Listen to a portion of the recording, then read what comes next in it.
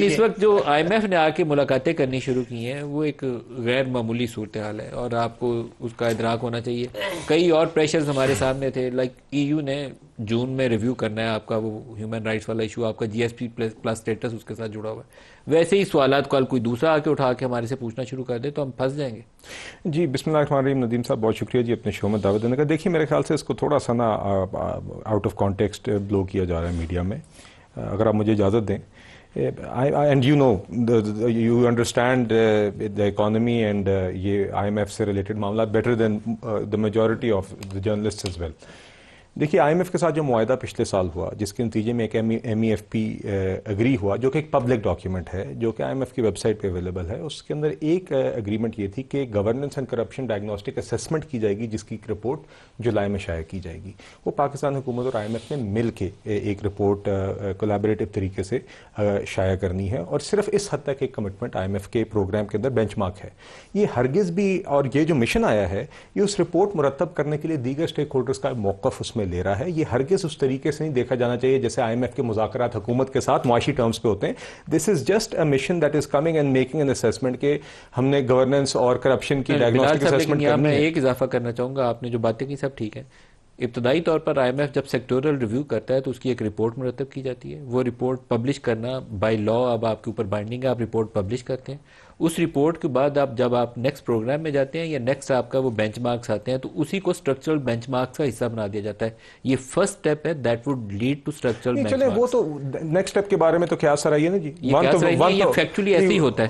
State bank के ऊपर भी हमने ऐसे स्टेप बाय स्टेप उस तरह सफर किया था जहां स्टेट बैंक अब है जी। स्टेट बैंक की चलें वो एक उसके ऊपर हमारे तासुरात थे जो आज तक कायम है उस वक्त, मगर देखिए एक तो हम उम्मीद करते हैं ये आखिरी प्रोग्राम है and we are really making trying to make sure. खैर खुशफहमी है। नहीं खैर देखिए जी, हमने तो एक साल के अंदर जो इकोनॉमिक प्रोग्रेस वादा किया था वो हमने दिखाई है। आगे यस हमने अच्छी स्टेबलाइजेशन की है, लेकिन जो हमारी फाइनेंसिंग रिक्वायरमेंट है उसके ऊपर ये खैर बहुत बड़ी है। ये भी इंशाल्लाह हम साबित करके दिखाएंगे। हमने एक्सपोर्ट्स में जो इजाफा दिखाना है ताकि सस्टेनेबली हमारे फॉरेन एक्सचेंज रिजर्व उस सतह पर जाए कि हमें कभी जरूरत ना पड़े, तो इंशाल्लाह वो भी करके दिखाएंगे। तो देखिए पहली बात तो ये है, तो देखिए उसके अंदर ये सिर्फ जुडिशरी को नहीं, नैब को, दीगर इदारों को मिलकर एक रिपोर्ट उन्हें मुरतब करनी है और मेरे ख्याल से इसमें कोई अचंभे की बात नहीं है। और अगेन चीफ जस्टिस साहब अगर ये मीटिंग ना देना चाहते तो वो बता देते तो हुकूमत आईएमएफ को कन्वे कर दी थी। मगर मेरा ये ख्याल है कि अच्छी बात है कि उन्होंने मीटिंग ली, क्योंकि होगा क्या जब कोई इस तरह की असेसमेंट रिपोर्ट अब शाया होगी तो उसके अंदर जुडिशरी के जो सरबराह हैं उनका एक मौक़िफ़ बराह रास्त रिगार्डिंग आर जुडिशल सिस्टम उसके अंदर आ जाएगा और अच्छी बात है। तो मेरे और वैसे भी अगर आप देखें तो चीफ जस्टिस हों या हमारे जुडिशरी के सीनियर जजेस, मीटिंग ऐसे मौके पर हुई है जब 26वीं आईनी तरमीम के बाद जो आईनी बेंच आपने बनाया उसमें वो वाली सुप्रीम कोर्ट अब रह नहीं गई, वो chief justice of Pakistan supreme court के रह नहीं गए जो 26वीं आईनी तरमीम से पहले थे। उनकी पावर्स, उनकी अथॉरिटी इंसाफ करने के मामले में 184(3) के मामले में जो उनके इख्तियारात थे वो काफी हद तक सलब हो चुके हैं। नहीं मगर देखिए नदीम साहब बात ये ना, at the end of the day he remains the senior most जज इन द कंट्री।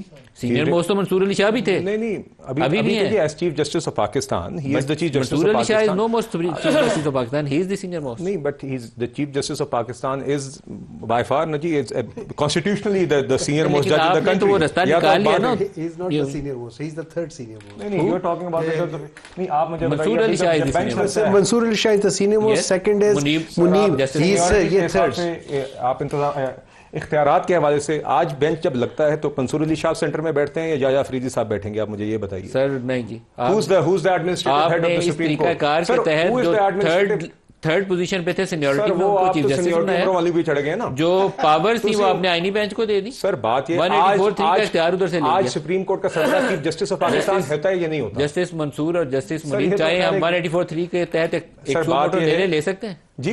184(3) के नीचे जस्टिस मंसूर और जस्टिस मुनीब को वोट ले लेते हैं। Irrelevant to the discussion we are having about that. Not irrelevant. ये इमरान खान के सवाल के ऊपर चीफ जस्टिस ऑफ पाकिस्तान ने मीडिया को कहा कि अगर आप ये समझते हैं तो वो 184(3) के नीचे अगर आप ये समझते हैं कि आज के वक्त में administrative head of the supreme court जो है वो मंसूर अली शाह साहब हैं, तो मैं आई कंसीड फिर मैं शायद कहीं कुछ गलत समझ रहा हूं। चीफ जस्टिस ऑफ पाकिस्तान कौन है? Sir chief justice of Pakistan कौन है? एडमिनिस्ट्रेटिव हेड कौन है आज के?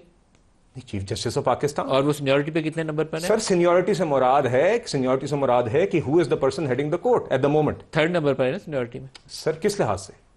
सर वो मामला था to the extent of appointment. आईनी बेंच को हेड कौन करता है? नदीम साहब मेरी गुजारिश सुनिए, आपके सामने एक seniority list based on age for the appointment of chief justice of Pakistan को आपने वोट आउट किया इन बेंच के हेड बनने सर आज चीफ जस्टिस ऑफ पाकिस्तान कौन है? क्या chief justice of Pakistan senior most जज नहीं है सुप्रीम कोर्ट के अंदर? आप मुझे बता दीजिए। सीनियर मोस्ट नहीं है चीफ जस्टिस ना, सर सीनियर मोस्ट से मुराद है इन टर्म्स ऑफ इख्तियारात, इन टर्म्स ऑफ सीनियरिटी। तो आपकी मर्जी है सर। अच्छा सुप्रीम कोर्ट के बेंच के अंदर सेंटर में कुर्सी किसकी लगती है आप मुझे बताइए? आज अगर कोर्ट रूम नंबर 1 में बेंच केस लगे तो आप मुझे बताएं मंसूर अली शाह साहब की लगती है या चीफ जस्टिस की लगती है?